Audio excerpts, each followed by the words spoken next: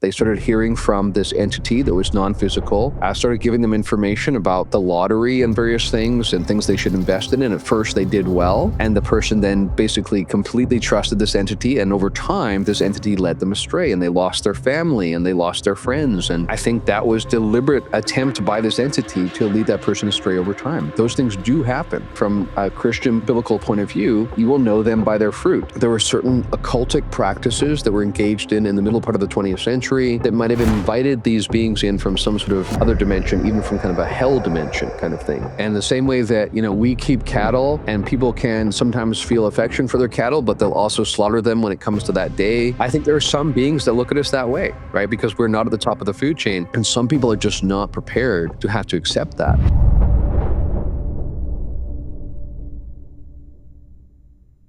I'll just jump into it straight off because I think it's been something that's bothered me a lot. The seemingly lack of progression in terms of the subject and disclosure as a whole. And I have to be honest, because I don't follow it daily like you, and you're kind of immersed in the culture and have contacts, and I'm sure various places where you kind of get a different lens. You're looking through a different lens. But for myself, I found it kind of like they would roll out, whistleblowers, and then the government would say, it seems like a hype cycle and then it dies away, a hype cycle, then it dies away. How have you viewed the disclosure movement over the past couple of years? Yeah, I think in some ways, the way you described it is pretty accurate. And I think the reason why it's difficult to track in a way is because everyone has a different felt sense of what disclosure would look like and when we've arrived at it, right? I do think that the broader purchase is happening. I think more people are talking about it than were a couple of years ago. But we haven't had the degree of confirmation maybe that some people were looking for to feel like we passed that threshold.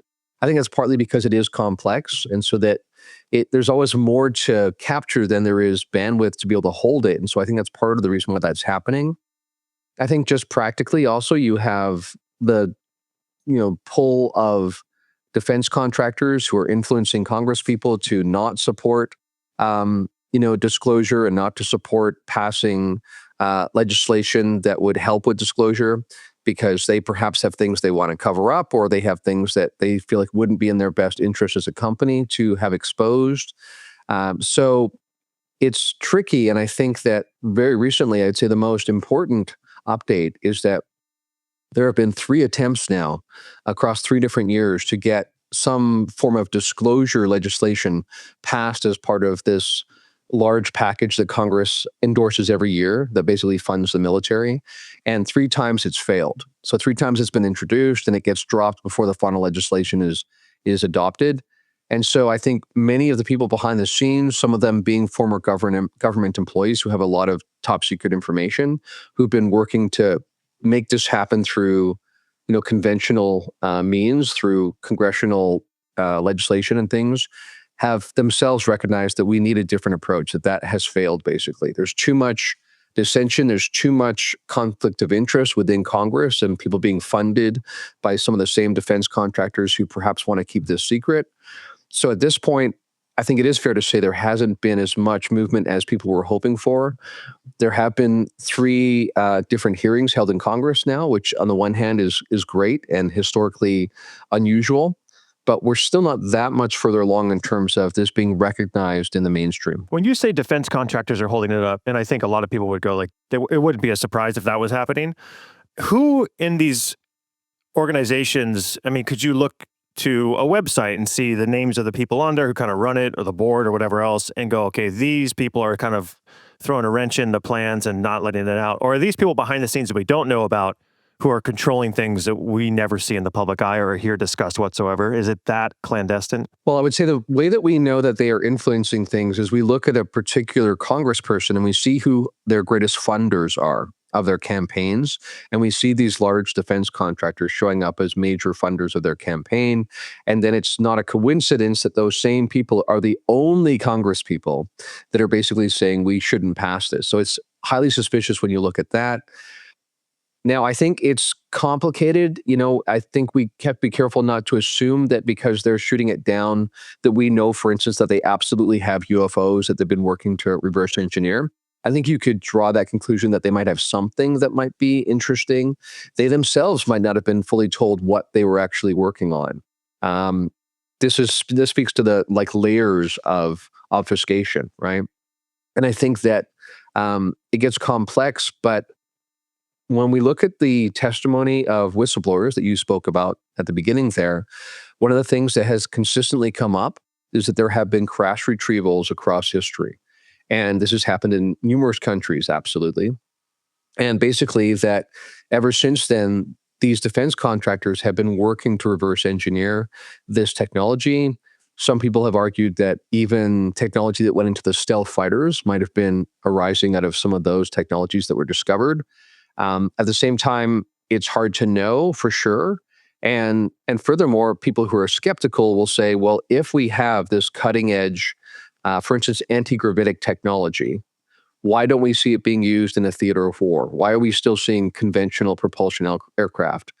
That's a good question, and it raises further questions about, were there breakthroughs that were made in the middle part of the 20th century around anti-gravitic technology and things like that? Kind of a post-oil kind of economy, even to the degree to which some aspects of the military broke off and became kind of a rogue element on its own. And are they completely outside congressional or democratic oversight altogether? So there are really some deep questions, but undoubtedly some of these defense contractors are deep in the weeds with this topic, going back probably decades. Yeah, because I've heard it a couple more times. I think with that documentary that's coming out, everybody keeps saying it's going to be almost like a disclosure movement in itself, and it has a lot of different sources. And I think I don't know if is it Netflix that they're... Oh, you mean the new one, Age of Disclosure? Yeah. Have you seen that? It hasn't come out yet. It comes out on Amazon Prime in Prime, in 2 weeks. Yeah, in a couple of weeks it comes out. But I think surrounding that, I think it was a clip that somebody was talking about, is that they're talking again about the death threats and the insinuation that people have been actually killed to withhold this information from getting out. Do you have any credible sources? Because a lot of this stuff is, it's not a surprise if it were to happen. If they did have this technology, obviously they would go to great lengths to stop it. But some of the criticisms is that some of these things are said, but there's no evidence. That's it's kind of a circular argument, because why would they let out evidence? You go around and around and around. Right. But is there any evidence that you have seen or spoken to anybody that would make you believe that is true? Yeah, I would say that, for instance, I'm aware of people who are friends of mine who have personal friendships with some of these whistleblowers, where absolutely there were intimidation tactics used, things like someone going outside to their truck and finding a bullet standing upright on their dashboard. So someone's got into their truck and put a bullet on the dashboard. Pretty obvious what that's kind of insinuating.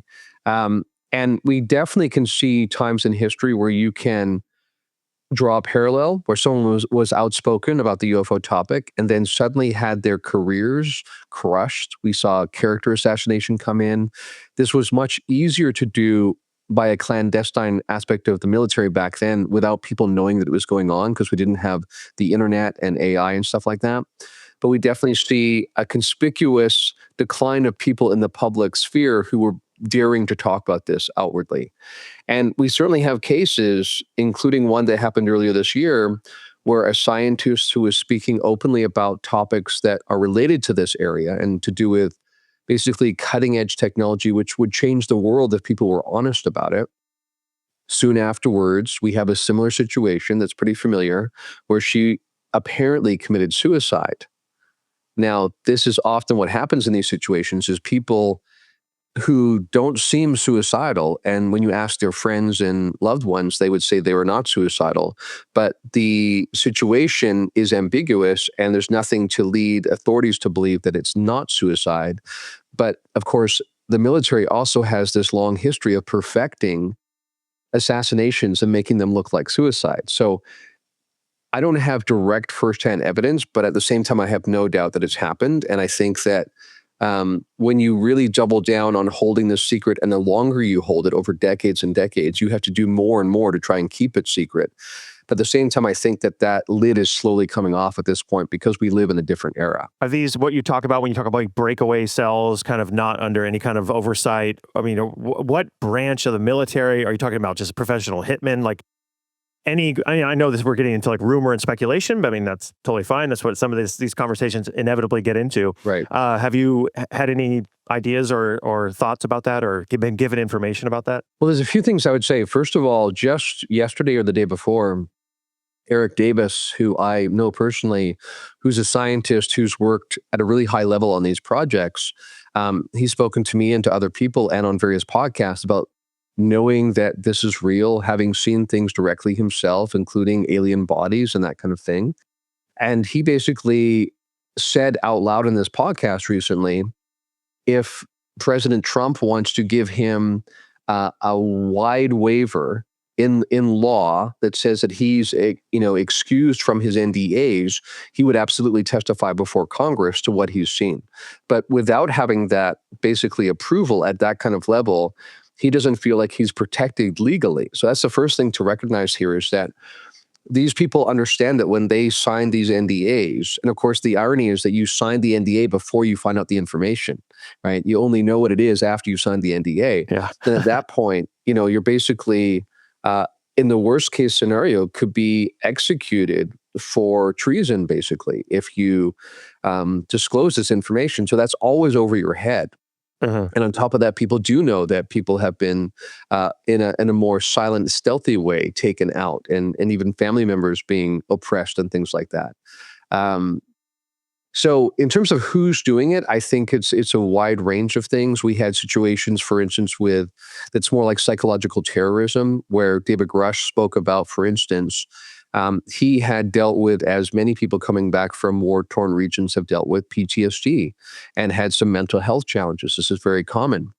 But in order to try to discredit him, some element of the military sent his, what should have been confidential health history, to let's say, a journalist with not the highest standards, who then published an article about him. And basically, it's clear the military was trying to discredit him, because when they can't discredit the information, they have to try to discredit the messenger. So there's been everything from that kind of psychological terrorism aspect, also where people talk about, it's very clear that if you speak up about this, you will never get promoted again. We will take away your clearances. If you don't have your clearances, you can't get another job. So there's that kind of aspect of the psychological terrorism and control. And there's other aspects, like I say, where people have literally disappeared, or made to look like they committed suicide. And I think that is happening. Everything from the Air Force, I think, might be responsible for some of that. And some of this might indeed be some sort of tangential connection to some sort of breakaway group that might be operating outside of oversight altogether. Off the top of your head, do you roughly, at least contemporary talking today, because I know it's hard to go back and kind of, you can't dissect every case and every person, but since you're so involved in this, in the culture, how many people have kind of gone missing, or, like a ballpark? Are we talking like counting single digits, or are we talking like significantly more than that? That's a good question, and I wouldn't really have a clear number on that. I would say that the number of people who've actually been assassinated, probably not that high. I think that most of the time, 99% of the time, the psychological terrorism and the threat that you might have that happen to you if you speak out has been sufficient. And I think one of the things that's tipping now is that there are just too many people and too many different sources that are beginning to speak up about this. And on top of that, it's much easier now for someone on the outside to track these things and see when there is obfuscation and control being exercised by elements of the military. So I would say that historically, most of the control was exercised by stigmatizing this topic, by creating scoff around it. But when necessary, sometimes violence has been used as well. Have you ever been, not harassed, but contacted by government? I mean, how far does that reach? Do they just focus on the people who are very high level and kind of spilling the beans on things, or will they trickle down even to you, someone who's covering it, actively involved?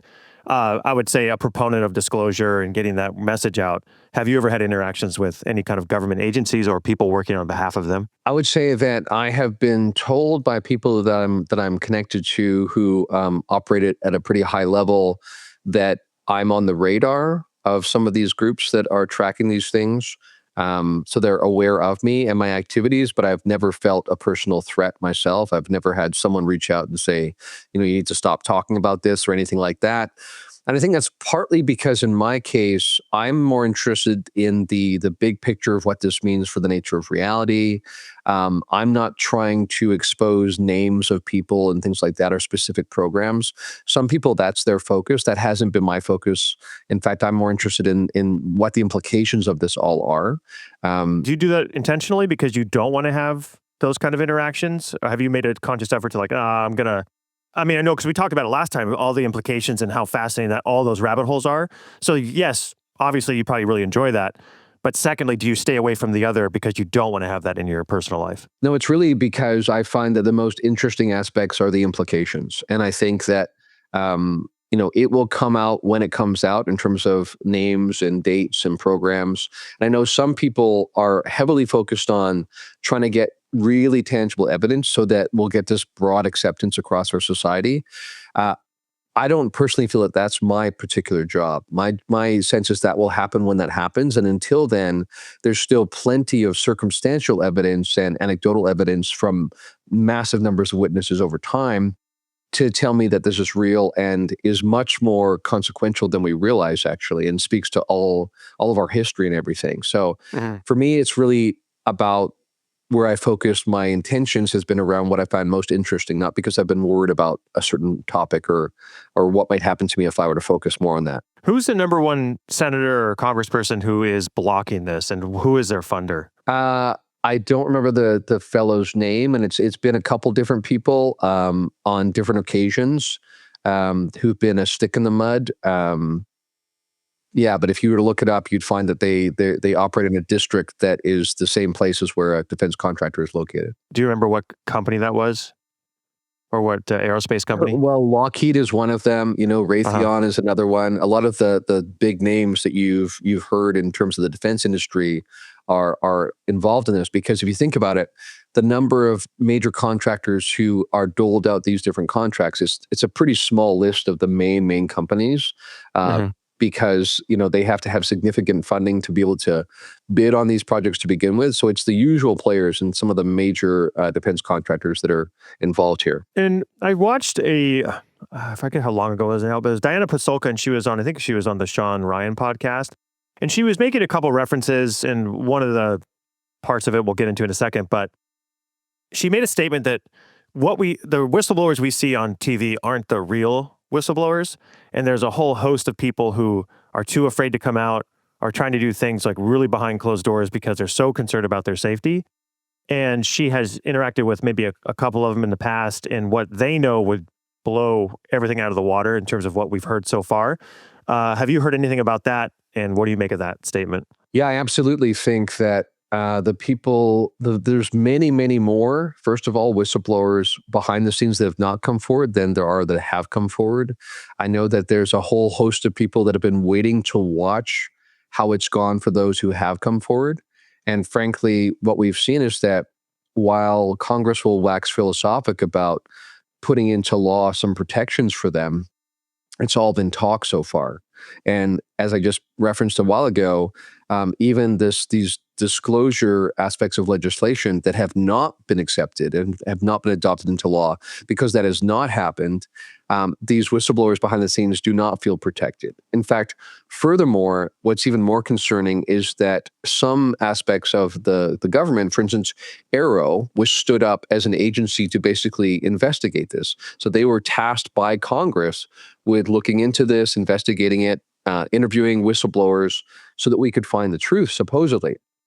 But what many of those whistleblowers have said is that it looks more like AARO is acting like the gatekeepers themselves tidying up their own mess. So in other words, they have interviewed these whistleblowers, but many times the whistleblowers have sensed afterwards that this is actually another aspect of the gatekeeping, trying to establish where the leaks have happened so they can plug those leaks, and that they have no intention of ever actually helping this move towards disclosure.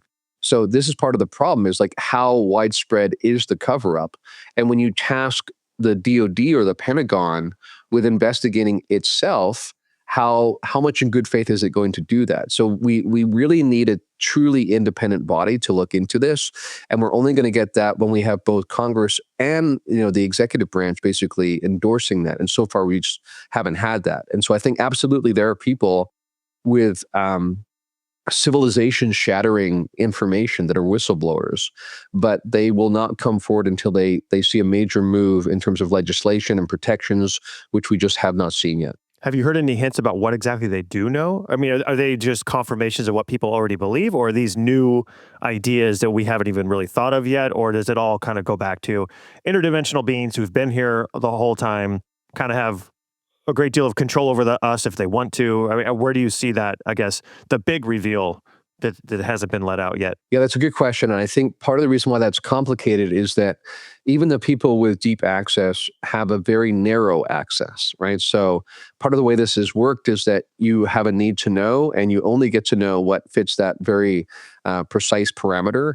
So this is partly what is also allowed the cover up to continue, is that people will know certain things, and they can certainly surmise about what that implies about what they're involved in. They never know for sure. And so there's that aspect. And then I think also there's a very, very, very small number of people who fully understand fully what's going on here.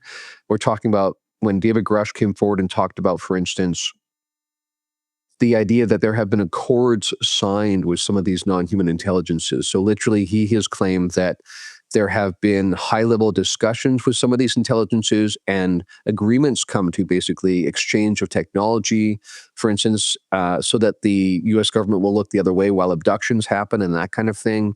That this was the most consequential stuff. It's not just that aliens are real and they might be here, but it's that this goes back to our beginnings, perhaps, and that they might have been involved in human civilization and may have even orchestrated agreements and accords that have allowed them to act in stealthy ways basically the entire time. So on top of that, I think what's tricky about this is that people will, again, as people do, they will try to come to their own conclusions, but they will have their own biases as well, right? So if someone's a Catholic, and as like James Lukatsky, who has had deep access to, is, then he's going to try to see it from that worldview. Even Diana Pasolka, who you mentioned, is a Catholic, and she's a believing Catholic. That's going to shape how she sees this. This also is why the whole angels and demons things comes in as well. Yeah. You have the raw data, and you have the experiences, and you have the phenomena, but how you interpret that is still somewhat up in the air, and it's going to be influenced by your background. So the numbers of people who really have the biggest picture understanding, I don't know that they actually are people within the military at all. I think it's people who step back and look from the most overarching perspective. But I think something like accords being made between non-human intelligences and elements of the military is some of the most consequential stuff to come forward. The angels and demons thing. Oh, what do you make of that? I mean, is it just the bias at play? Do they have reason to believe that it's, a source, at least on a malicious level? So then they, obviously it goes to demons and it's a supernatural thing. And what do you make of that? And then do you think that you also, have you had to kind of look at yourself and go, okay, well, am I bringing my own bias here? And then if that's the case, then how do we know at all kind of what we're dealing with, or is it just we don't? Yeah, that's a great question. And I think we all need to be ongoingly checking for our own biases and our preferences. I think that you pointed to one of the challenges I see happening is that you have Congress people and politicians weighing in and being a little bit sloppy about when are they speaking from direct knowledge of something based on information and intel versus when are they just also including their interpretation of what they've seen, right? And so I think that I'm hesitant to take seriously what someone like Luna would say, who has her own religious background and may not be checking herself for her own biases. She'll say things like, the Book of Enoch was removed from the Bible in a certain century, and this might be pointing to what the beings are. That's much more conspiratorial than it actually is historically. So with my religious studies background, I understand why certain books were included and not in the canon. And I do not think it's as simple as the church knew that these beings were real, and to hide that truth, they just removed the book from the Bible. It's not that simple. That's part of the problem is you got people who have a religious interest and are religious adherents themselves, but don't necessarily understand the history enough to be speaking authoritatively, but they doesn't stop them from doing it. So that's part of the problem. I think too that one of the big issues here is that there's a wide range of behavior, everything from really beatific, transcendent experiences that are very similar to NDEs, where people feel like they are encountering angelic kind of beings, which is to say, beings of light that are loving and seem to want to help people and will sometimes heal people. There's often a sense of being close to some sort of source presence or almost like God. There's everything from that to stuff that does feel kind of tormenting and that it's out to basically dehumanize us and doesn't seem, at the very least, doesn't seem concerned with human pain. So that full range is in play here and everything in between. And so the challenge is that people might have a preference for assuming this is demonic, for instance, and they'll only hone in on those negative ones, right? Or people who want to believe it's all love and light, like Stephen Greer, might hone in on just the really beatific experiences. And to make sense of this, we have to look at all of it. And I've definitely, over time, had to shift my perspective when I recognized that there's a broader swath of experiences than I originally recognized. The other thing I'd say, too, is that what makes this complicated is that when people say, is this just angels and demons, they are missing the fact that all that is a term to describe a being and an experience that people that are also human had in the deep past, right? So, in other words, all we're doing is exchanging our interaction with some sort of being that seems otherworldly and perhaps other dimensional, and we're just taking our experience, and rather than trusting our own ability to make sense of it, we're looking to ancient people's understanding of how they tried to make sense of it. But that doesn't really help us get any closer to what it ultimately is. We're just attaching labels that other people have attached. And the challenge is when you make it about angels and demons, not to say that some of that isn't true. I think that there are some aspects that also overlap with religious history. It's all part of the same thing. But the challenge is in religious history, you have all this dogma that was also added. And we have to be careful to parse out which parts feel phenomenologically real, in other words, part of the actual experience, versus the dogma that was added later on. So I find that it's not helpful to use those terms. We are dealing with beings that do seem to be the same beings that were represented in ancient religious history and have been part of the more recent UFO phenomenon. It's part of the same thing, I think, and people like Jacques Vallée have pointed to that. But we have to be careful to not quickly attach to terms because that, I think, limits the possibility space. Whereas in this point, we should really be open to everything and be taking data and try to make sense of it over time. I think I saw Posoka as part of her statement there was that the reason she felt it was, or believed it was increasingly demonic or evil was that the people she had access to and were talking to, I guess these whistleblowers behind the scenes, had that view.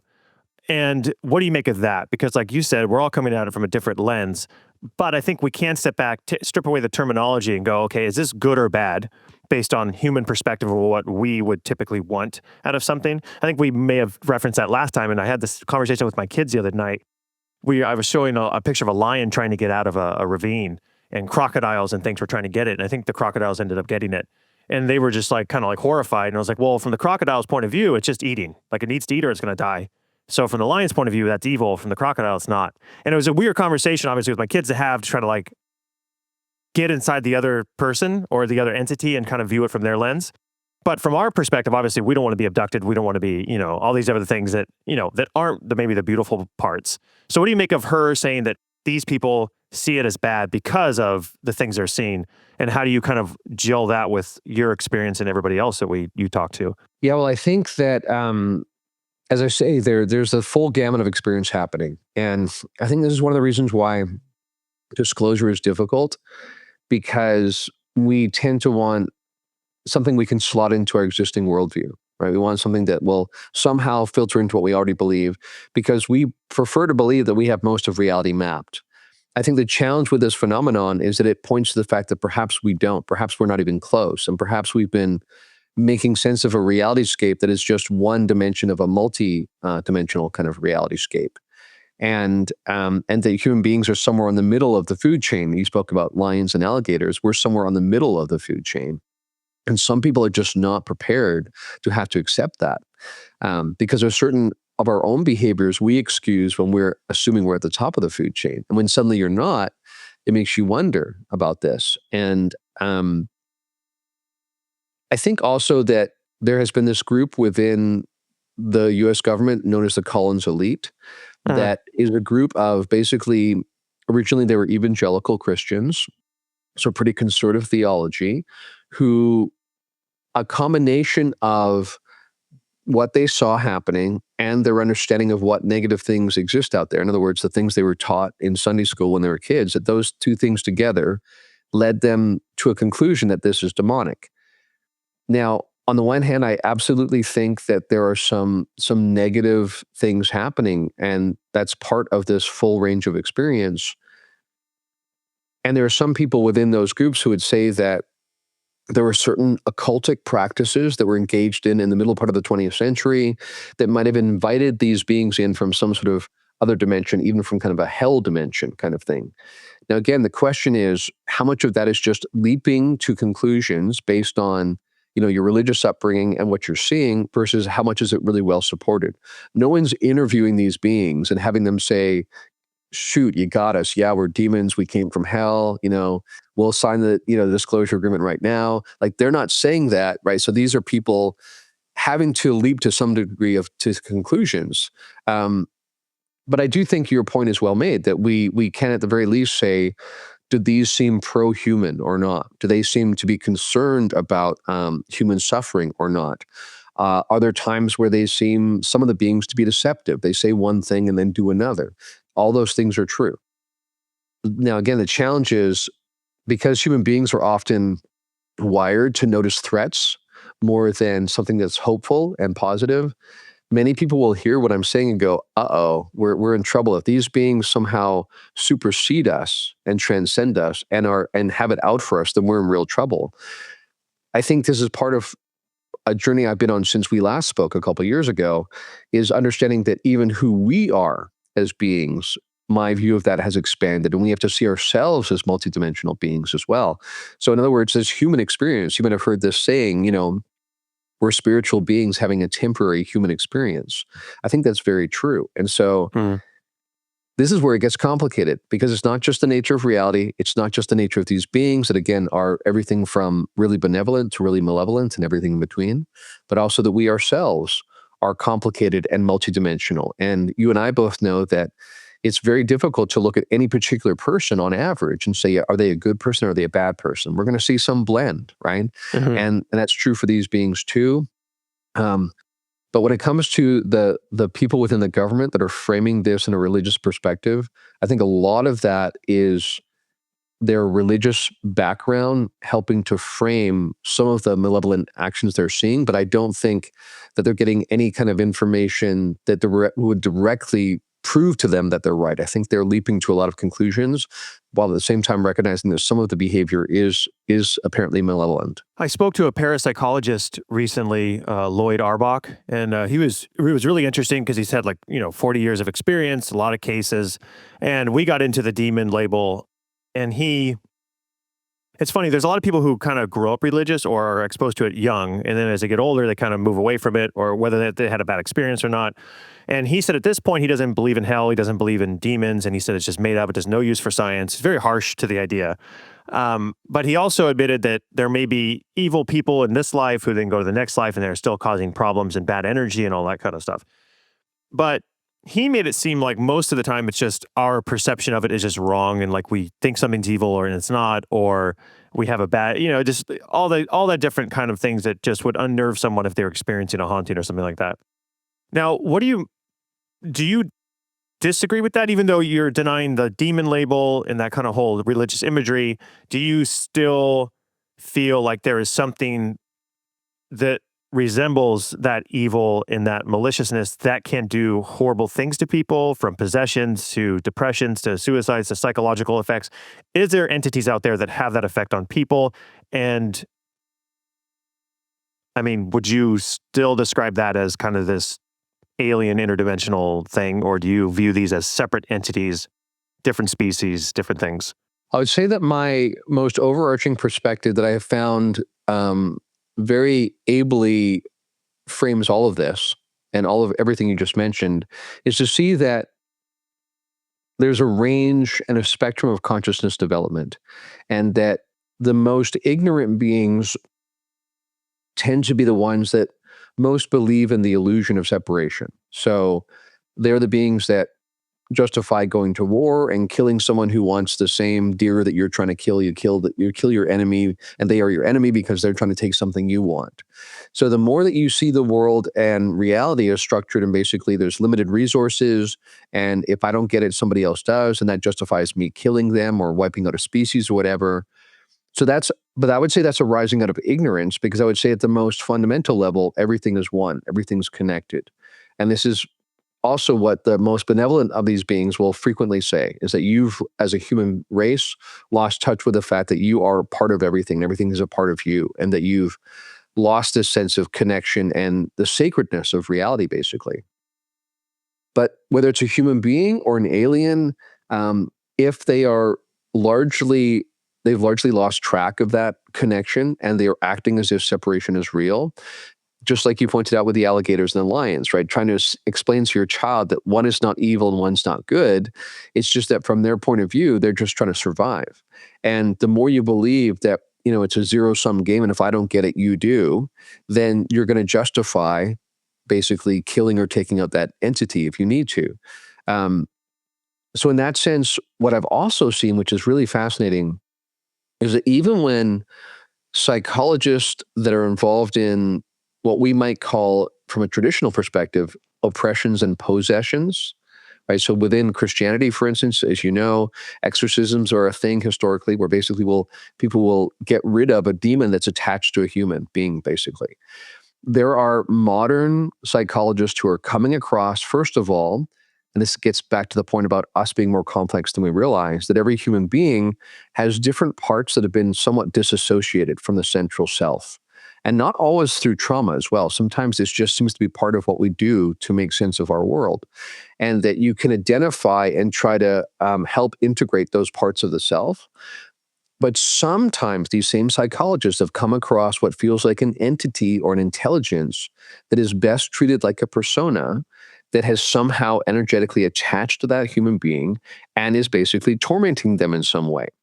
But the difference is, and this goes to your point, they don't determine, therefore, that they're an evil being that must be cast out. Instead, they say, this is one of the beings that's living in ignorance and believes that it is a low being that doesn't deserve any better.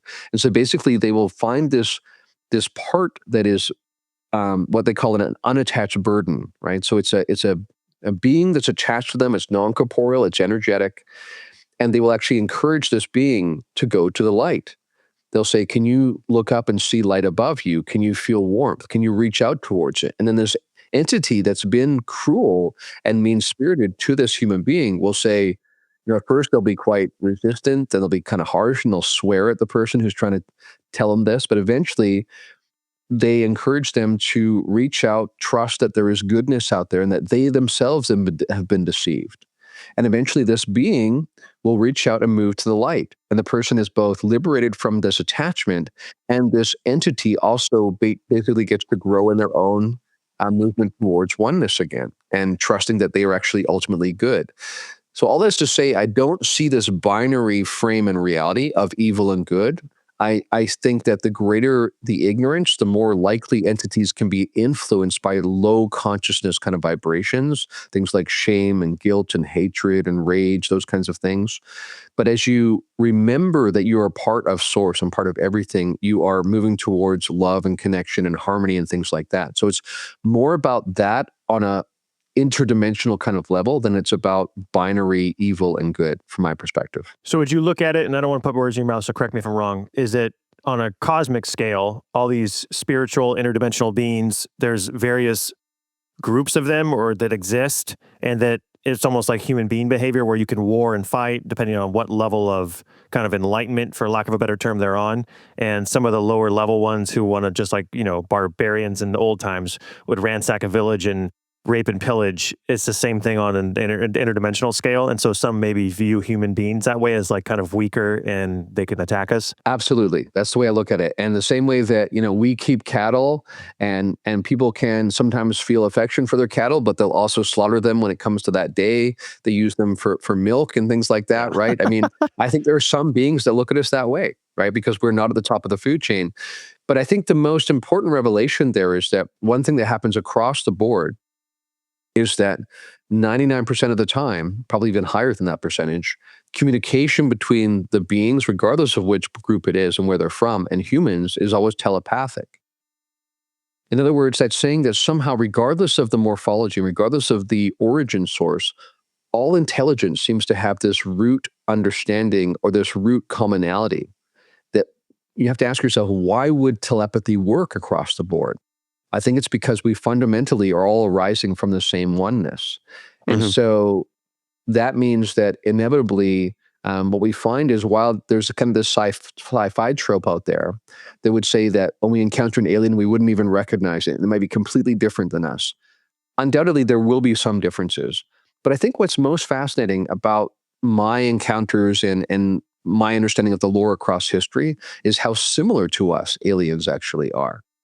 Because we're all on that process. We're all rediscovering, remembering that we're part of this original source intelligence, or in idealism, this is called like original mind. We're all fractals of that one original mind, whether it's an alien or a human. And so absolutely, I see this happening on a cosmic scale. For evidence for this, how did you come to this conclusion? Is it through experience? I know we talked about last time your first kind of paranormal experience with a woman, I believe, in the hotel room, if I remember correctly.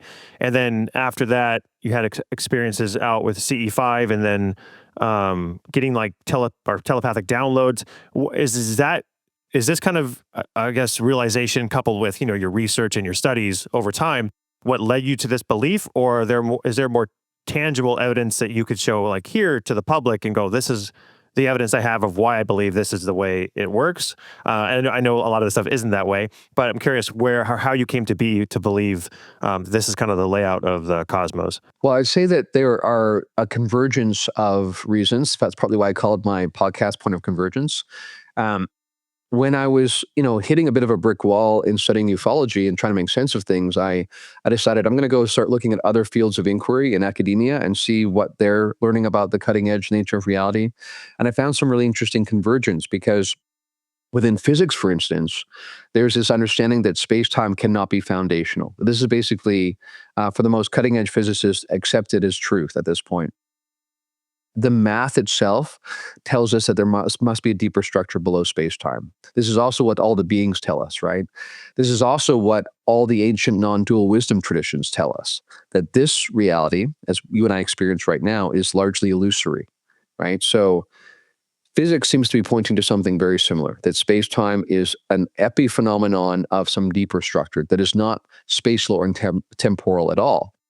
Then we have people like Donald Hoffman, neuroscientist, who is saying that he believes consciousness may be primary, and everything that seems physical is just an epiphenomenon of consciousness. And then you've got, even in astronomy, you've got this notion that we might be living in a hologram. We might be experiencing the 3D projection of a higher dimensional kind of frame. And so what gets interesting is when some people right away check out and go, you lost me at interdimensional. What does that even mean, right? But not only is like parallel dimensions and worlds described in quantum physics, for instance, but as I say, there's even this notion that we might be experiencing a holographic reality right now in astronomy. So whether it's neuroscience, astronomy, physics, I think the non-physical fundamental nature of our reality is pointing to something that might be called spiritual or consciousness-centric. And I think that whether it's consciousness studies or these other fields of inquiry or the UFO phenomenon or near-death experience, for instance, and what people report back from that, or I'm not sure if you're aware of this podcast called the Telepathy Tapes. Yeah. These basically nonverbal, highly autistic kids seem to be telepathic with each other. So I think all of this plays in. How do you know, even with the positive experiences, because if certain beings are kind of outside space and time or have the ability to kind of traverse that that plane of existence, their scale is not the same as ours. So how do you know they're not grooming you, for lack of a better term, in terms of showing you positive experiences? And kind of that's what's been spoken about, in religious circles for a long time, is like the demonic entity will come to you, be your friend, do things that give you knowledge, give you gifts, and then slowly turn malevolent later. How do we know that's not on like a very long time scale? So it's kind of like, and this is things I've been told. So I'm having a lot of these conversations on the podcast. There is this conflict there to where they think at the end of it all, it's going to be malevolent, whereas experiencers might have a good experience doing something. Like CE5, I had a guest on who was really negative about that and said, you're opening the door to something you don't know what it is. So how would you respond to that idea that their time isn't the same as our time scale, and that on a human level, we just don't know what the end game is? Something that's arisen in my awareness over time, and definitely even since we last spoke, was that because every entity, whether you're human or gray alien or whatever, because we're all arising from the same oneness, we can actually, when we practice discernment, we can deeply trust our felt sense. And so there comes a point where you cultivate a certain kind of discernment where you will have this direct knowing about things in reality. This is also spoken about not just in Gnosticism as an aspect of Christianity, but in non-dual traditions. There's this understanding that if you and I are actually arising from source consciousness, then when we tap in at a deep enough level, we can know from direct awareness, basically. It's not conceptual. So that's the first thing I would say. Second thing I would say is, like, this argument can kind of run in circles, because, someone could say this about my mom, right? Your mom's just got this slow running plan, right? She's really out to deceive you. You just don't know yet, right? Because she's playing the long game, right? And you realize to some extent at some point, all of us have to go with our gut instinct. No, I kind of trust my mom, right? I think also what happens is there is, again, some religious dogma that comes in where, in evangelical circles specifically, more conservative branches of Christianity, there has been this notion that anything that shows up that seems paranormal is likely to be evil. Like that's a basic assumption that's brought in. And so if anything looks potentially negative or even looks ambiguous, there's a tendency to paint with that broad brush. So I think it's a combination of, absolutely practice discernment. Don't assume, right? I do know a situation, for instance, where somebody was not practicing discernment. They started hearing from this entity that was non-physical, started giving them information about the lottery and various things and things they should invest in. And at first they did well.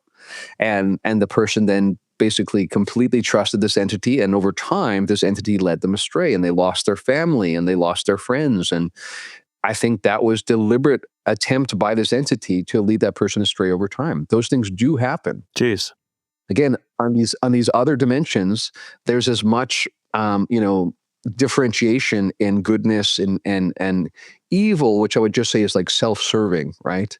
Mm-hmm. At the highest level, as there are here. And so just like when you go and meet someone, you wouldn't assume that they mean you well or assume they need you ill, right? You get to know them and you get a felt sense, and you what's the expression? Trust but verify, right?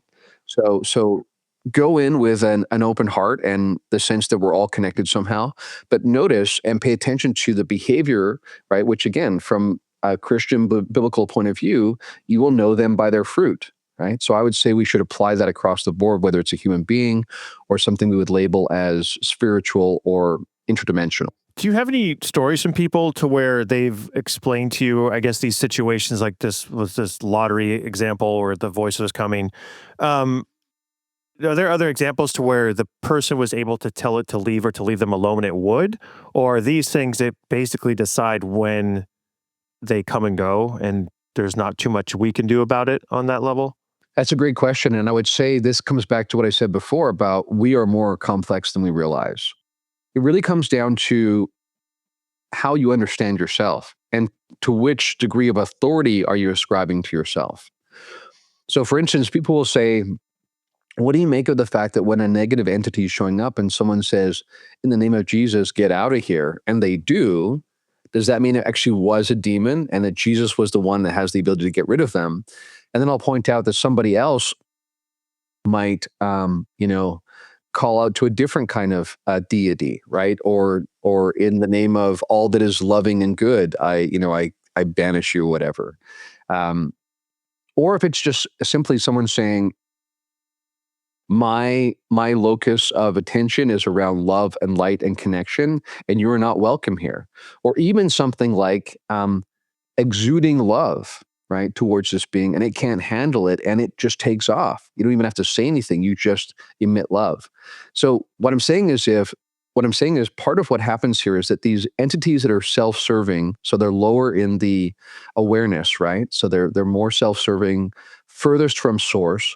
They will try to dominate. And if you remember back in the Gulf War, there's this notion of shock and awe, right?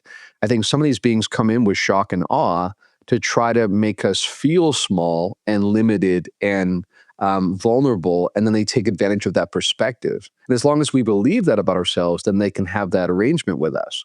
But if we can actually tap in and find a higher resonance in ourselves, because all of this is very, very energetic, then not only can they not hang around, but they don't want to hang around because they find it very difficult to be around that positive, high energy. So this is where it's really important. People shouldn't just take any entity, or whether it's a human or a gray or whatever, at face value. They may tell you things, right? We created you. You have no capacity to resist us. But as long as you believe that, then functionally that's true. But, the question is that true? And I would say that when we can call to a higher authority, and realize that we are connected to that higher authority, as are they, then you get this kind of superseding kind of ability to resist. So it's complex because it's not just about where we are in the food chain, but it's about how we resonate in our own understanding of how we're connected to source. And if we can get closer to that understanding of who we are, then we can repel these things. And so I do know absolutely people who have come up with strategies that basically allow them to repel the approaches of these different entities. What would one of those be? Is it something that it's easy to do, or is it just, again, have to be based in their own beliefs and understandings and rituals that maybe run in the family, like, like invoking Jesus, holy water, or burning sage, or whatever it is? Or is it something on a psychic level, mentally? Because this other parapsychologist I talked to said some mediums who have that talent get bombarded with things trying to talk to them, and they have to learn how to shut it off. Is it similar? I'd say both and, right? I would say that even like holy water or these different things that you might use, crucifix or whatever, all of that basically is just you ascribing a certain energy to that thing, right? Or to that process. So it's the psychic element, right? The whole point is that physical reality is illusory, right? Everything is energetic or spiritual ultimately. And so it's really about the level of energetic purity that you're able to bring into the situation, which you might have different paraphernalia you use and different words you use to describe that, different deities that you call upon. But basically, again, it's about raising your resonance to that level. And then these beings respond depending on that. And at other times, though, it is something as simple as recognizing that when you open the doors to some extent, you want to be purposeful about when you're doing it and when you're not doing it. And so I've actually coached some people who were making the mistake of they will like go into a prayerful kind of contemplative stance, and they'll be praying for people and various situations when you're kind of like you're opening yourself up into this broader interdimensional kind of landscape. But then if they don't, when they come back to themselves and their body, like close those doors, right? And again, there's no specific, you got to follow this particular procedure. I mean, energetically close those doors, then other things can drift in after, and they found this, right? So this speaks to something called spiritual hygiene or energetic hygiene. Just like we do certain things, and you wouldn't recommend your kids go walk around some part of the city at a certain time of night, and you do get your kids to brush their teeth. In the same way, when we're working in this multidimensional kind of landscape, you have to practice things, and spiritual hygiene is important to make sure that you can keep yourself safe, just like we do some of that in the real world in our waking experience. I've heard the vibrations, the energy, some of the terminology you're using. I heard that before, and I think for some people they hear that and they kind of like roll their eyes and they think, "Oh, it's woo woo," kind of like crystal type, vibes. But on the other hand, I've heard it from other people, and I think it's Can you describe what you mean by that? And I guess, is it how you feel in terms of your emotional state? And then when you're putting out this, quote unquote energy, I take it that these beings can sense that. So if you could, I guess, crudely visualize, I guess, what that would be to kind of give, we're a lot, like you said before, it's like we're using terminology and we're trying to think about things that aren't in our own like survival mode of like just a human being. So it's like everything sounds kind of like just, how do I picture that? How would you describe that to people who kind of like either just don't buy it or are trying to visualize what that means when people use those terms? I mean, the way I like to think about it is by parallels, right? So in the same way that we understand a notion of biological immunity, right? That if you have a healthy immune system, you are not able to be preyed upon by certain kind of bacteria or viruses and that kind of thing. Where someone with a weaker immune system will be very susceptible to those kind of viruses. We know this is true, right? Some people can walk into a market, they'll come away with a virus, somebody else won't because their immune system is stronger. I would say that this happens across the psychic realm in these interdimensional kind of spaces that interpenetrate each other. And so when you are someone who, for instance, has a lot of shame and guilt and self-hatred, self-loathing, I would not recommend that they go and practice CE5, for instance, because CE5 opens the door, right, to this entire landscape, not just a certain aspect of it. And just saying the words, yeah, something good, will you please come and say hello, doesn't really matter.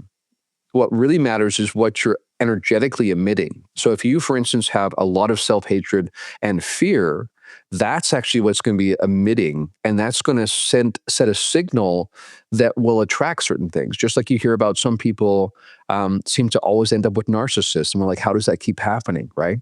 It's because of the energetic equation between the two kinds of people, and narcissists can smell blood, if you will, when there's someone they can prey upon. Same thing happens in this kind of energetic realm. Except it's even more psychically vibrant, and they can feel that fear, right? Do you know people who've done the CE5 and had a bunch of negative stuff come to them because they're in that bad state? And does it manifest like a haunting? How does it kind of show up in their life? Right. Well, I'd say the vast majority of CE5 experiences are positive because people generally are going with a good intention. They often do it with groups, and it's sort of like the group, center of gravity matters. But I do know some experiences that were not good. And I would say that in those cases, I'm aware that there's usually mitigating circumstances. Like, for instance, that person did have a lot of fear. They had kind of like a fractured psyche, right, that was involved in this. So it's important to point out that it's not about, some incantation or following a certain procedure manual. Because what really matters is that you become self-aware about your own internal energy. And if you're actually radiating fear, then that's what's going to be actually going out into the field and become the medium by which something can interact with you rather than the words you're saying. So I think when we think about, as an example, to the skeptics you mentioned, recently I was reading about this. When this first doctor began to put together that when he washed his hands, people seemed to not get sick when he did surgery with them, right? And he started suggesting to other doctors, I think we should wash our hands. And they're like, this is ridiculous. Like, you're saying something, woo, we can't see, but magically if I wash my hands, right, it's going to help the person. Like, not only did that happen, but it took years before there was enough evidence to persuade that bias, right? Yes, it turns out there are these microscopic things that we can't see, and just by washing our hands, right? So someone might go, oh, there's something magical about washing your hands. And you're like, no, it's actually an energetic purification, right? And I'm saying the same thing happens in these realms as well. And fundamentally, because, and again, physics would point to this, astronomy to some degree is pointing to this, neuroscience is pointing to this with the hard problem of consciousness. None of this is as it appears. I would say it's all an energetic realm. And the more that we can learn to practice and be aware of our own energetic energy and not just the words we speak, then we begin to operate in a more holistic manner and an effective manner in these interdimensional realms. I've heard this from a couple people, and I want you to tell me if it's true, or if you have seen this or heard of this, is that some people who engage in these contact rituals or CE5, whatever it is, to try to reach out to these beings, that some of them are actually building altars in their own personal places and trying to like almost worship them. And maybe it's kind of the darker entities that come into contact. And I had one gentleman on, he used to describe himself as a demonologist, but now I think he's more into like research and trying to figure out what it is. And his view was, it's all, if there's like consciousness, there's like that level of consciousness. And then whatever these malicious entities are, they're tapping into that and then trying to access us and kind of manipulate us in different ways. But one of his critiques was that some of these people are using altars and worshiping them, and that's what some of these entities seek. Have you seen that? Is that true, or is that just kind of like an urban myth? I have not heard of that specifically, but I also wouldn't be surprised if it's happening. When you think about the occult in general, and I don't mean that as a negative slur, I just mean this notion of like there being kind of secret knowledge and practices you can follow that can invoke and connect with some of these other realms. I think that's real, and people will use different methodologies to try to embody their intention, right? But I think, again, the key is the energy behind the intention, not the actual practice itself. So I'll give you a quick example that's kind of a funny parallel again, because it's easier when people can see this in our history. So at one point when I identified more as a Christian, whereas now I'm sort of more non-dual, more like a Buddhist kind of thing. But I remember in my Christian circles, there was this thing where in this one church, there'd be like this laying on of hands, right? When you're trying to pray for somebody, right? But what would happen in this laying on the hands, you wouldn't actually touch the person. You get like about an inch from their skin, right? And so everybody thought this was some sort of like magical sacred thing, right? That you don't actually touch, you get like an inch away. Turns out that church began in Southern California, and it was just too hot when people kept touching everybody, right? Like it was just a pragmatic thing. Like, man, it's hot in here. Can you just like maybe get an inch away, right? But over time, people go, oh, there's something magic about the inch away thing, right? So same thing with setting up altars, right? Like if you think about it, it's just a procedure people are doing to embody an intention. And again, I think the key is not the specific entity you're invoking or the specific practice or whether or not the altar is painted a certain color or made of a certain kind of wood or not. It's all about the intention behind the practice. Why do you think the occult gets such a bad rap? I know in obviously Christian circles, it's really frowned upon, obviously, and engaging in that is going to bring the dark entities to you.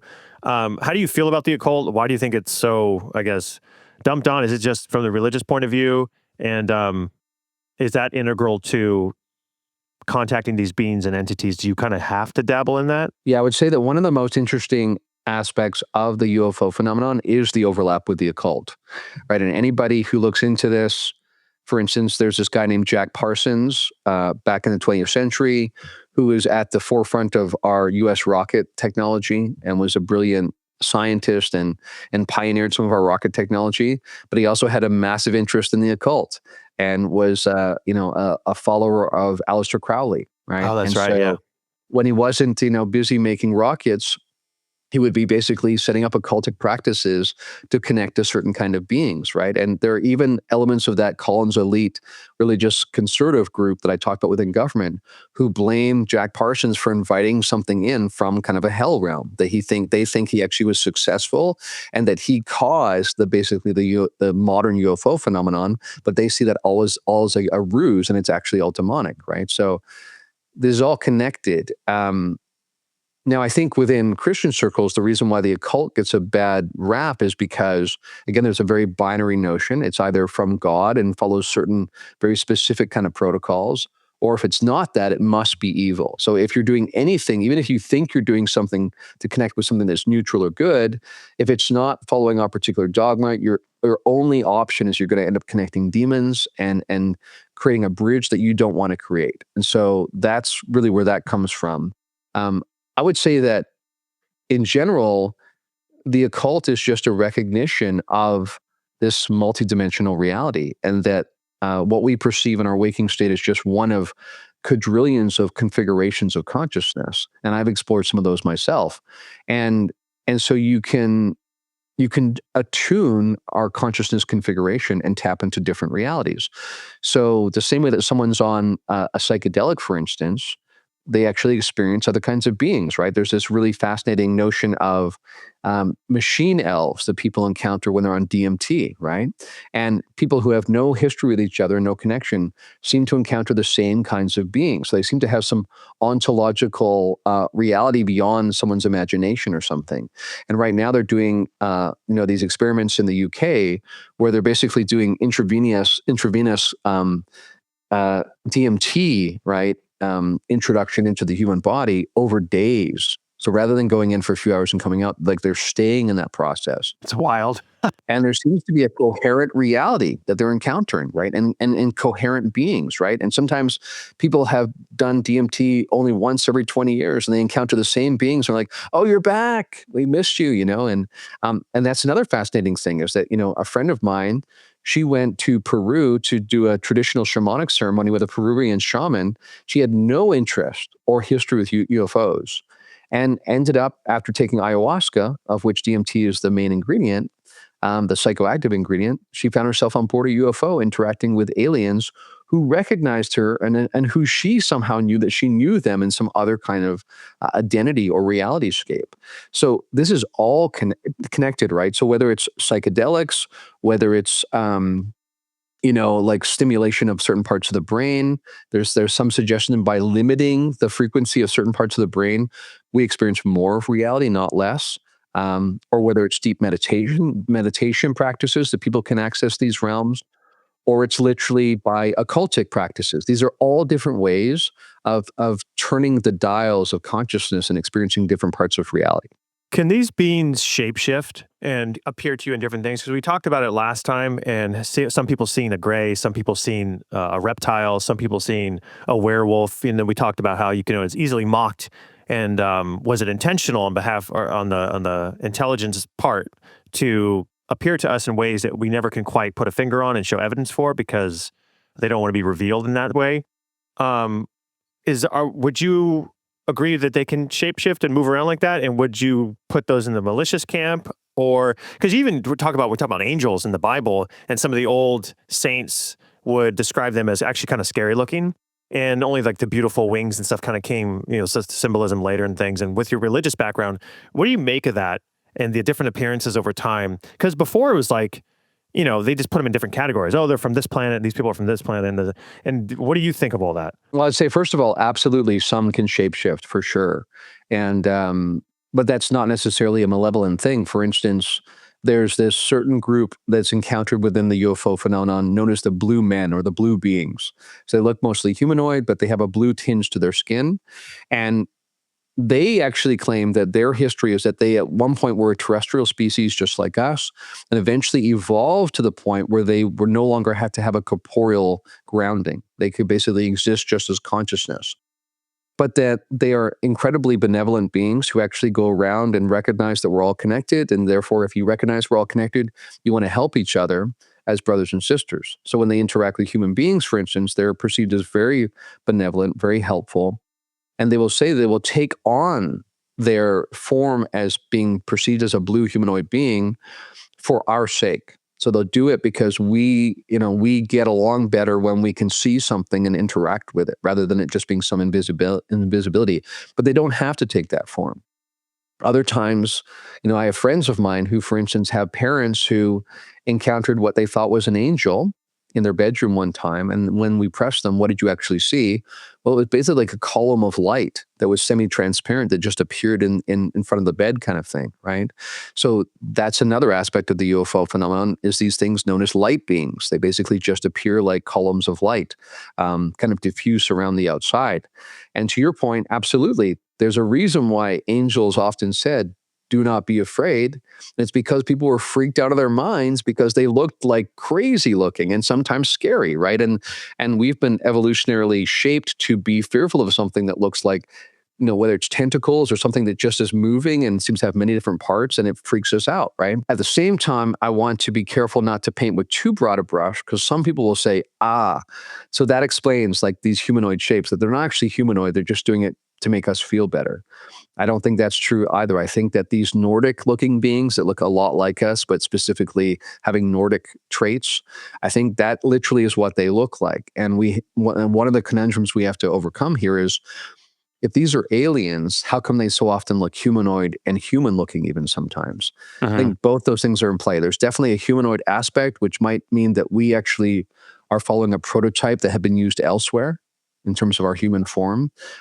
But they're absolutely beings, and the more they are moving towards that source level where they are not only connected more to source in their understanding, but they're more powerful because they can wield energy in the same way that you might perceive a god can basically create realities and use consciousness to basically paint physical structures, including the own way that they appear. So, and sometimes that will also be used by a negative entity that will deliberately appear, like a reptilian, for instance, because they know that's going to freak you out, and that will give them an upper hand from the get-go. So, absolutely happens, and it happens both for the malevolent and benevolent, depending on what their purpose is. I think everybody wants an experience to see what's true. They want to know if angels exist, or demons exist, or these entities exist, or spiritual beings, consciousness, what comes after, do we survive death? All those questions, like we talked about last time, is like burning questions for myself, but I'm almost too afraid to like see anything. Because if I see it, I'm going to freak out. I'm like, oh my God, am I going crazy? So it's this weird thing where I don't want to open the door. So I probably walk around like just psychically shut off like all the time because I just don't want to see it. So for the people, I mean, what do you make of all this? Like, one, should people be afraid? Two, when these things pop in like this, is it always interdimensional? Do you view that, because we talked about kind of like the different races of the world, and this is kind of the interdimensional layout of that, or can there be hauntings on top of that? I would say it's complex, and it can be many different things. I think that you make a good point when you say that on the one hand, you want to see something, but part of you is aware that you'd be freaked out. And so that raises the question, are you shutting down the possibility preemptively, but maybe not even being aware of that you're doing that, right? And I think one of the reasons this gets really complex is that I would say that our consensus reality is a byproduct of what we all believe is true, right? So as that begins to change, and there's been some people like Whitley Strieber who've cautioned that when we fully, at a broad level, accept that these beings exist in these other dimensions and can interact with us, that just the acceptance of that on a broad scale changes the level of their interaction with us and might create more of a merging of dimensions. I think that there absolutely are beings, again, I don't look at so much as angels in the traditional sense of there's a good God on one side and a bad Satan on the other side in that binary view. I see it more like if there's a being like a Lucifer kind of being, they've fallen into ignorance, and they eventually need to be encouraged to come back to the light and recognize they're part of the oneness that we all are. I think that's true for anything we would call demonic as well. It just is really ignorant and operating under those low frequency kind of vibrations I talked about, hatred, fear, anxiety, all those kind of things. But I think what happens is, as you get closer and closer to source, which is to say you remember more and more that you are part of the oneness, and that your sphere of care and concern has gotten larger and larger, so you want to help other beings, you also are much more powerful, and you can basically, like I say, at that point, wield realities. You can work with reality itself, and you can look in any appearance you want to take. And so when those beings appear and they are here to inspire us and to call it our best intentions, they, for all intents and purposes, are like angels. It's just not falling under that strict dogma that you might come across in certain circles of Christianity. I remember Pasolka said that she wouldn't want her kids to see an angel, because often with that, there comes some kind of request, or not necessarily a good outcome, that you might do something on behalf of them, like a messenger, like it gives you I think she used St. Joan of Arc as an example, and then she ends up I think she was burned at the stake, right? After leading and winning battles. So I think there's a fear there in terms of what you open up to, even though, of course, I want to know what comes next. And I struggle with, and I feel like a lot of the worries would go away too. Like, you worry about suffering. You worry about what kind of pain my kids are going to have to go through in their life. I worry about what kind of pain my family, you go down the list of stuff and you get caught up in like those concerns. And I feel like, as we've talked about Bernardo in the past and stuff, and having those, whether it's a DMT trip, an NDE, meditation, and getting a more macro perspective about what's important, and I think, and not worrying about what comes next. But I don't know. I think I've gone back and forth with, like, not that I had like a trip to Peru planned, but, but I don't know. Like, do you have how do you overcome that in yourself? I mean, have you noticed it through all this work that you've done and these sessions you've led and things, that your fear and worry and all that kind of stuff in day-to-day life has decreased a lot? Absolutely. Like, I've had experiences since we last spoke where I have basically left this construct altogether. They gotta tell me. Tell me. Yeah. So I have a specific protocol that I use, which I don't tell people the details of because it can be dangerous physically and psychologically if you do it incorrectly. But it basically happens over 2.5 days or so. You have to prepare and then you have to have a time to sort of debrief afterwards. But basically, I fully leave this construct. And I've done this 5 times now. The first time was Christmas of last year, and I've done it 5 times since then.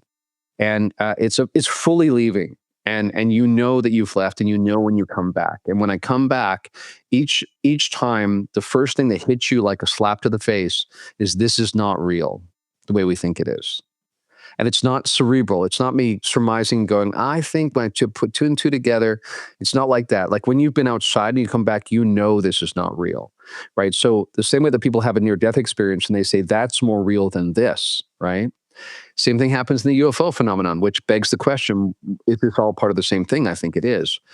Some of these beings can traverse these different realms, even realms that we think of distinct between the living and the dead. That's one of the fascinating things. When a gray alien shows up with your Uncle Tony, who died 10 years ago, what's actually happening there?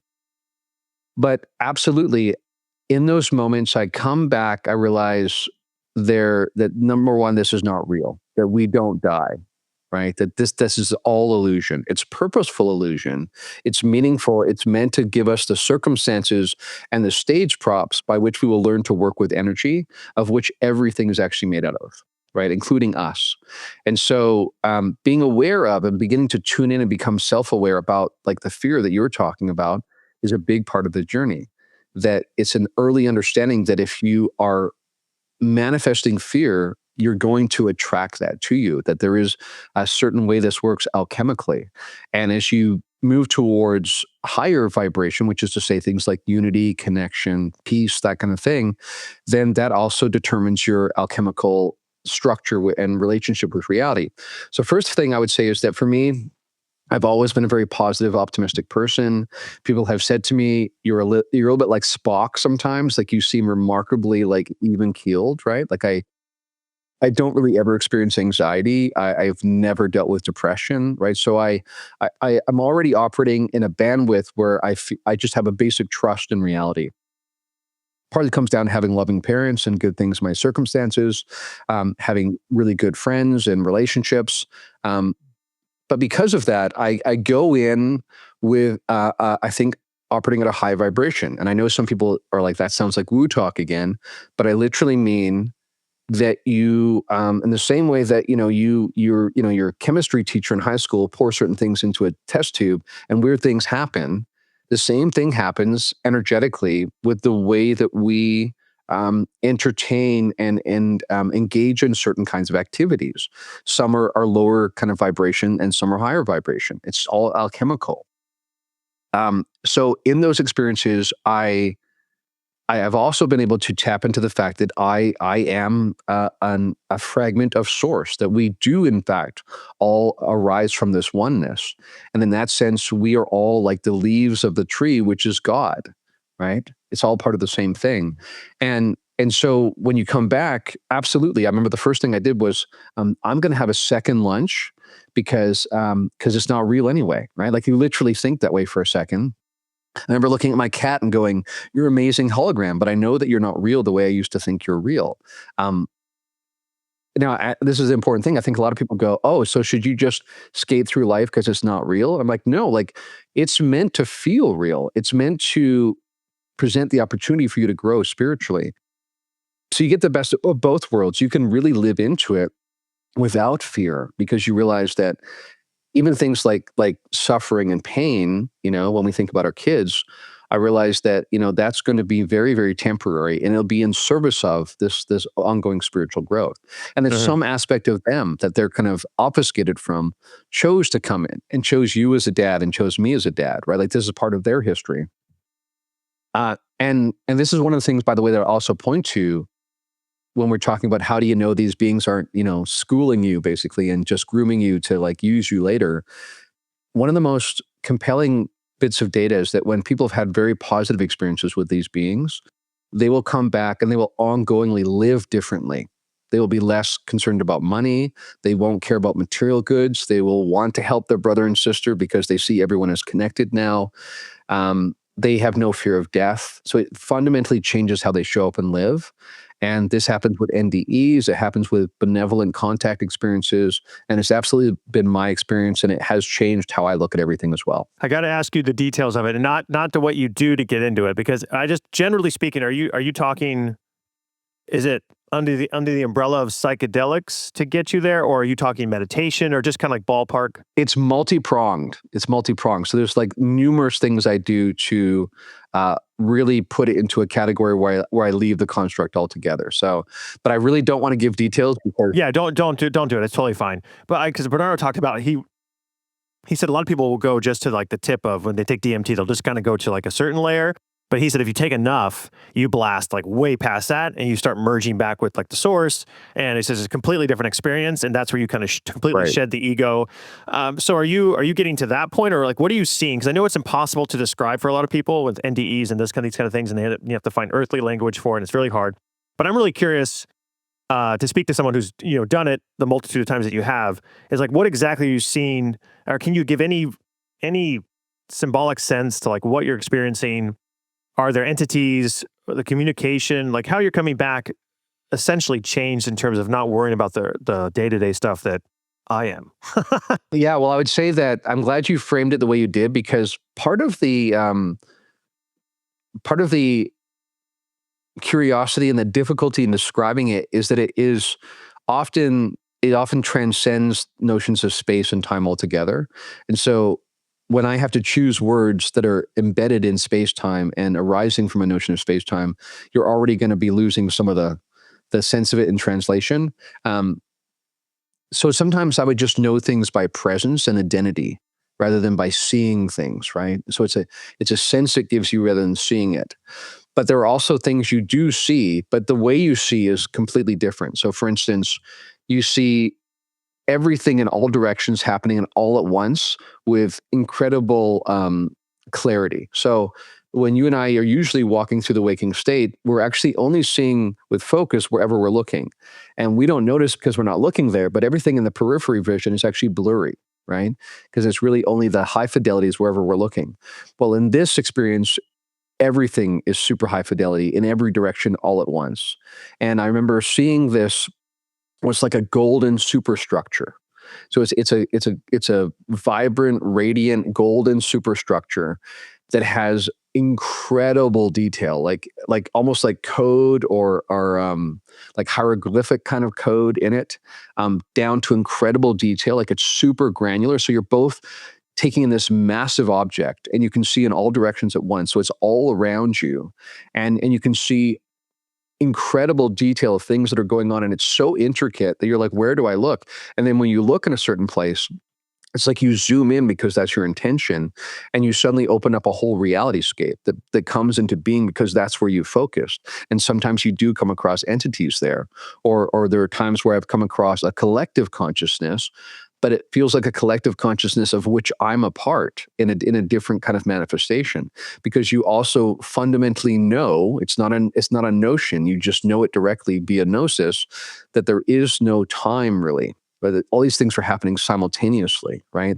Time is just one of the stage props that it shows up this way so that we can make sense of things in a certain way. So you even encounter different aspects of you in different realities that are happening at the same time. And there were other times where I experienced it more like waves, but the waves were like composed of pure emotion, and it's the most intense, unconditionally loving, but also extremely overwhelming kind of emotional energy, where everything when you come back feels very muted. Like even deep love here feels very muted compared to that. And when that's washing over you, you just like can hardly handle it. And it feels like it's going to kill you and cleanse you at the same moment. That's how intense it is. And I remember in my religious studies background coming across people who'd had encounters with, spiritual beings, people who would see the upper torso of Jesus, for instance, and feel waves of unconditional love rolling off them to the point where they eventually had to say, "Can you please go away?" Because it's so intense that we can't contain it, right? Like that's how intense it is. And I definitely have had those experiences where it's positive and benevolent and incredibly loving, but so intense that I feel like it's gonna like explode my structure. And every time I have this experience of it's almost going to kill me. Again, because I'm a positive, optimistic person, I assume that that is largely illusion. It's not actually going to kill me, and I've come back every time so far. And then the last thing I'll say is that when I do come back, you get some weird after effects because everything happens simultaneously all at once there, and you can do many things at the same time, right?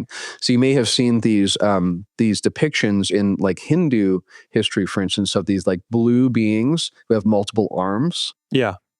I came back one time and I had been used to being able to do multiple things all at once and explore all these different realities.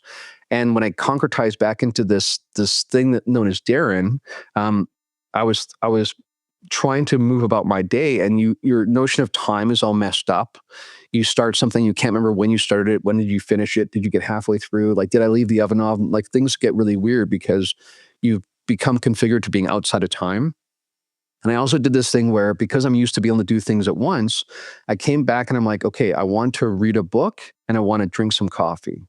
So what I proceeded to do was pour coffee in my eye, like Oh literally. my God. I went like this and like, and like coffee in the eye, because literally my brain had to remember and translate back that here you have to do things one at a time. And that wasn't my experience there. What's your view of religion right now? Because I know you said you're Christian background. I'm Catholic. How do you view it? And I mean, do you feel like there's some worth there still in terms of the lessons and the metaphors? And I think, like we talked about, it's just labeling how people in ancient cultures maybe understood it. Do you believe, I don't know, net positive, net negative, or do you feel like it's kind of hindering this whole disclosure movement and kind of the realization of consciousness, idealism? Do you still think it blocks that, or do you think it has a role to play? I'm glad you asked that, because I think my answer would probably surprise some people, because I would say that looking back, I at first was in those Christian circles and did a religious studies degree, and then kind of went more secular and kind of let go of the spiritual understanding of reality.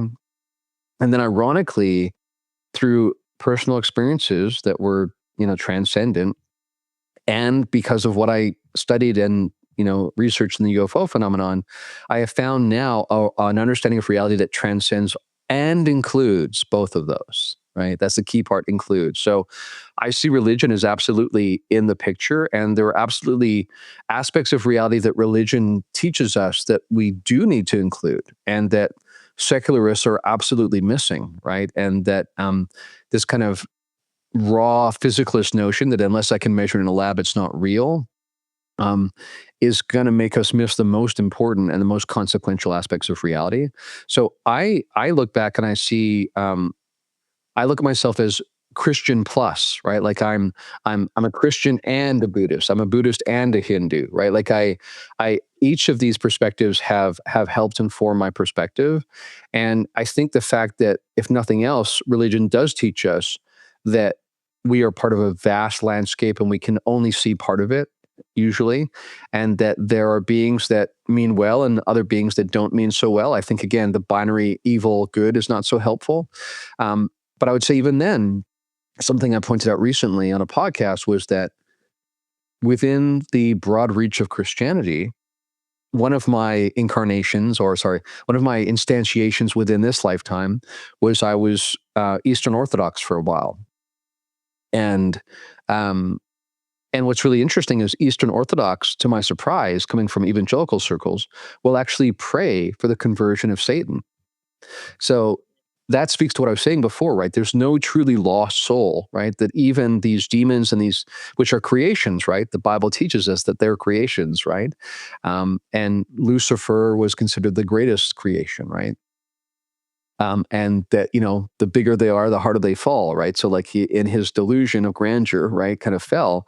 But it makes total sense to me that if your view is that he's a creature who's fallen into ignorance and is acting in unkind ways to other beings in that ignorance, that you would pray for those people, but you'd also pray for this being so that it would have a turn of understanding and return back to that oneness again. So, in other words, Christianity and religion absolutely has a role to play. It's just that it's part of a more pluralistic understanding of the entire picture. So do you buy into the argument that religions were created by these entities to somehow guide us to an eventual end or to control us in a way? Do you believe that argument at all, or is that not something you... There's different ways to approach that. So on the one hand, it's important to remember that my view is that even you and I are much more than just human. Mhm. That human is just one of the refractions of experience that we chose. And we're simultaneously right now, there are other aspects of Scott that are showing up in other realities that he's just not tuned into yet. And that there's this kind of oversoul that learns from all of those experiences. And so that's the first thing to remember. So in that sense, this is where it gets tricky.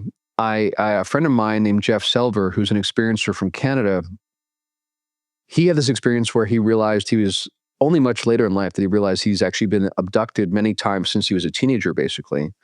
But he also recognized these beings. On the one hand, it's all the usual stuff. They're abducting him. They're taking sperm so they can create hybrid beings. And a lot of stuff that people go, that looks pretty lo-fi to me, right? That looks like a negative entity or treating us like cattle.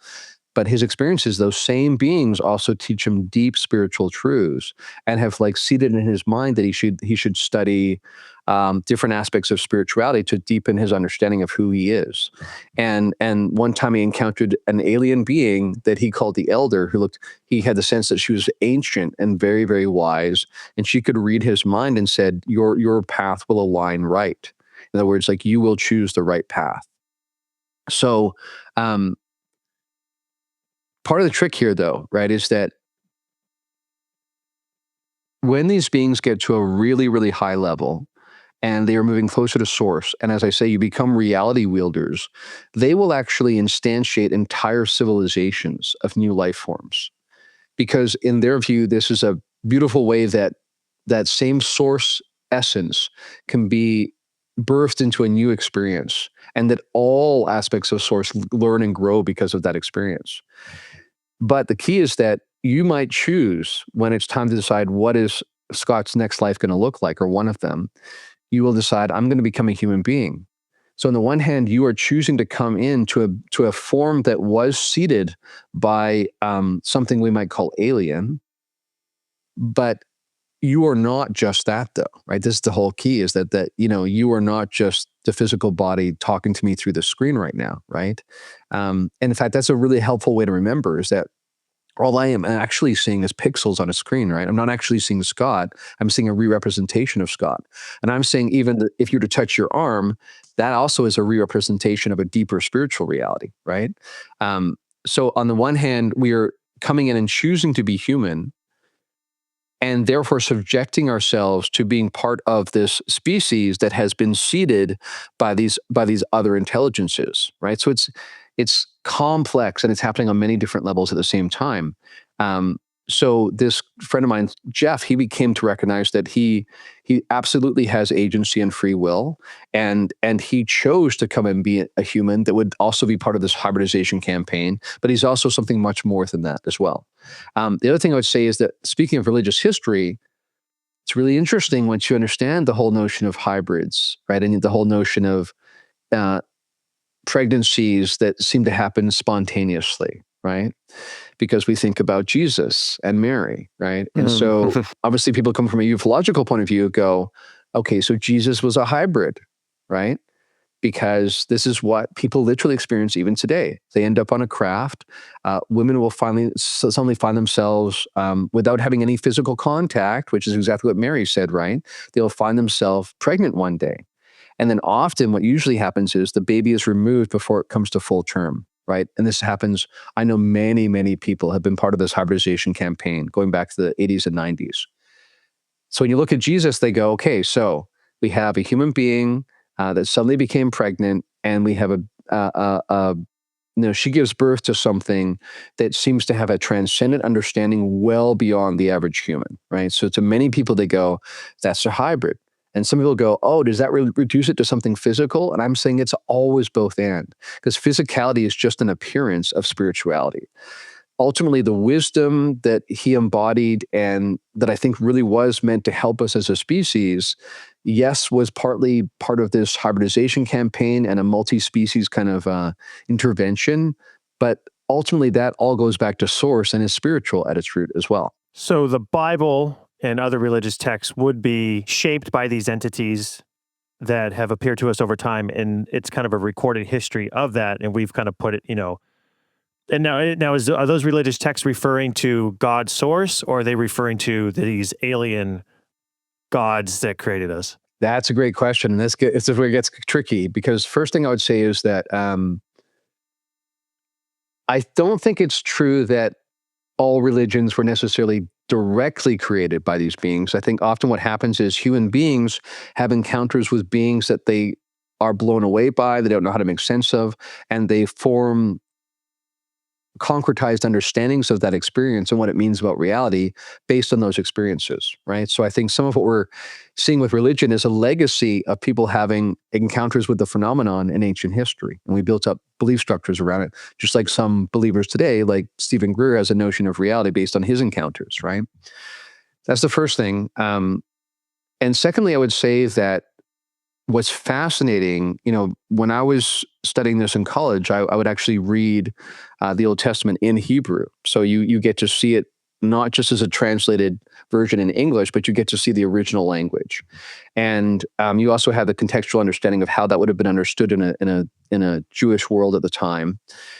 And what you come away with is recognizing that the later Christian redactors, which basically means editors, when they were translating these texts into English, sometimes skewed what was actually in the original language to make it look more like one thing than it actually really looked like. So that involves even things like you take a term like Yahweh, which is a specific name for a certain god, and you put beside it this term Elohim, which first of all, it's very interesting because that's a plural term. It's more likely pointing to like a council of beings than it is one God. But we translate it into English as God, right? And so what happens is these different terms are used in Hebrew, and we keep using this one term God, right, over and over again in English, and it gives the impression that it's one being. But that's not actually what the text describes. The text describes different kinds of beings. And once you recognize that, you start seeing, and you can't unsee it once you do see it, that there is certain beings that do seem godlike, who seem to be acting pretty capriciously and not very kindly to humans, right? And the challenge is the later redactors would use one term, and sometimes they would even literally insert a term that wasn't there to make it even more seem like it's the one original God. And so then it looks like a God who's changing his mind. Like 1 second, Abraham, you got to sacrifice your son. Next second, it's like, no, it's okay, you don't have to, right? So we try to make sense of that based on the English translation. And I'm saying the Hebrew translation or the Hebrew scripture points to something different and seems to point to numerous interdimensional God-like entities being on the scene, and humans sometimes either in real time making the mistake of going, oh, this is something supernatural, it must be the one God again, when it might be different kinds of God-like beings. And then later on in Christian history, that's even edited away even more based on the way these things are translated. I just talked to a guy the other day. He was like a demonologist, but he was like non-denominational. And he was just like, the Bible's a lot of lies. He said, there's some truth in there, but it's been changed so many times over history and the translations that you can't really believe it. And I was like, I have no idea what that truth is because can't read Hebrew. I don't have access to that stuff. I just don't know. So I don't know. That's a topic I want to cover, but I don't know. It's frustrating because I don't know, who to believe really when they start going down that path. Well, and I totally understand. And I think, you're being wise and discerning and not assuming that you would be able to know at this point. But there's some other really interesting clues in the text, because for instance, when it says, we, not I, we will make them in our image, right? So first of all, plural reference to the beings, right? Secondly, what does it mean to be made in the image of, right? And this might be pointing to the humanoid form, right? So sci-fi kind of people go, why would aliens look like humans, right? That doesn't make any sense. But instead, if we actually are following a prototype by some subsuming species that seeded us, then we might be echoing their form, right? Which is more transcendent and older, right? It might be a form that's been perfected over time. There are different channeling traditions that describe that exactly.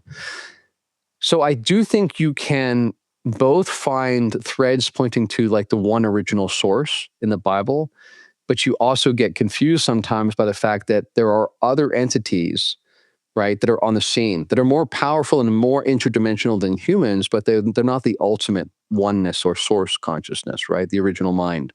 So this is why I think it demands we have a layered understanding of reality. And only when we have a layered understanding do we recognize there's the one original source, the original mind, and there's many layers in between. And that to some extent, depending on how much you've remembered what you ultimately are as source, you'll be acting on different levels of distortion, right? And beings that have really forgotten who they are and have really buying into like everything is just physical. And if I don't kill it, it's going to kill me. If you really believe that, you will act in that way. Just like your point about, the lions and the alligators, though, that doesn't make either one evil or good. They're just acting on based on what they know and what they understand. And so different levels of ignorance, I think, comes in here. It's not debated at all, the we versus the I. Is that a debate with historians, or is that accepted by everybody that was the true? I think you'd be hard pressed to find someone who thinks Elohim as a singular term. Yeah, that particular phrasing always points to a plural kind of term. And another thing I would say too that's interesting. I mean, you might have people who will wax philosophical, they'll find some technicality to explain why they think it's not. But I think then you as a listener have to really ask yourself, are they trying to fit a round peg into a square hole because they want to believe that? Or is that the best depiction? What is the best consensus view of that term? That's what I would suggest you should look to. Would that link at all to the Trinity and the Father, Son, and the Holy Spirit and trying to fit three persons and that kind of confusion? Would that link at all to there was multiple beings that we tried to fit into one? Yeah, I think that's a great question. And I think that's what I'm pointing to. There are paradoxes even within Christian tradition that point to this, right? That well, how is God, three in one? What does that even mean, right? It's pointing to something more complex, right? And it's pointing to something more relational. Another thing I would point to is that, you can definitely see an evolution in time of our understanding of who Satan was, right? Or is. And originally in the Hebrew, it's more like he is a member of the Godhead or a member of this council of beings. And basically is tasked with testing the humans, not to oppress and oppress them and make them live in fire and brimstone forever, but actually just to basically help them learn spiritual lessons, right? So, and then over time, he became more and more painted as this adversary of God, and eventually basically depicted as the personification of evil.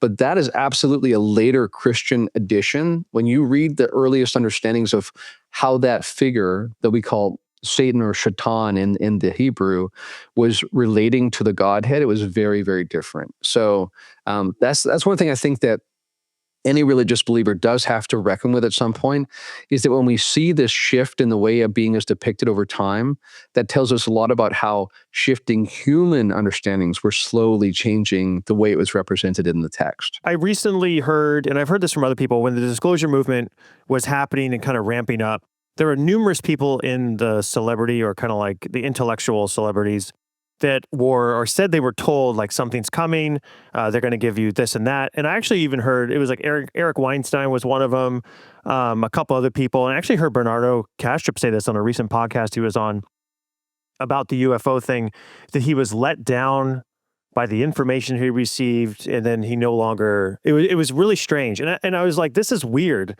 It seemed like they were all being contacted by people in high positions of power or places of authority that they would believe in, and suddenly like the rug was pulled out, and what the hell happened? Do you have any thoughts on that? I think with Bernardo, I found Bernardo has a bit of a peculiar take on the UFO phenomenon from my perspective, because on the one hand, he would echo a Jacques Vallée kind of perspective that these are the same beings as religious history, and they're just being depicted differently over time. But that also means that he has a hard time believing that we actually have craft and hangar and in hangars, and we have bodies and gurneys somewhere, right? So he sort of thinks these things are happening in an imaginal kind of realm. And I remember I asked him that directly in the conversation we had on my podcast, like, what do you do with this notion of recovered alien beings, right? This is not happening in some other realm or some imaginal space.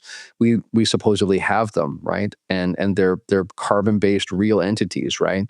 And I know that he really struggles with that. And I think that what he may be referring to there is that he was told certain things by certain people in authority, because I know that people in some degree of authority did reach out to him, but maybe he later on found evidence to seem to controvert that. I'm not sure. Last thing, I just want to give me one-word answers for this. The biggest misconception about disclosure in 2025 is what? That it's a one and done. It's going to be a process. It's going to happen over many years, because we will have to expand our understanding of ourselves and of reality to make sense of what it means. If you open the door without energetic and good hygiene, like we discussed, what's the first thing that can go wrong, or what would someone notice that they need to pull back? That you might sense that you're being encouraged to do something. You might have a thought that's occurred to you that doesn't seem like a thought typical to you, because when this happens, because we have porous identities, basically, you can have a thought occur that might not be originating from you altogether. If hybrids are real, which I know you believe they are, what's a telltale signature that people often miss? And I know you don't want to reveal people's identities, but what's something that would be obvious to the public that they don't look at or look for? Well, in terms of physical appearance, they wouldn't necessarily give anything away.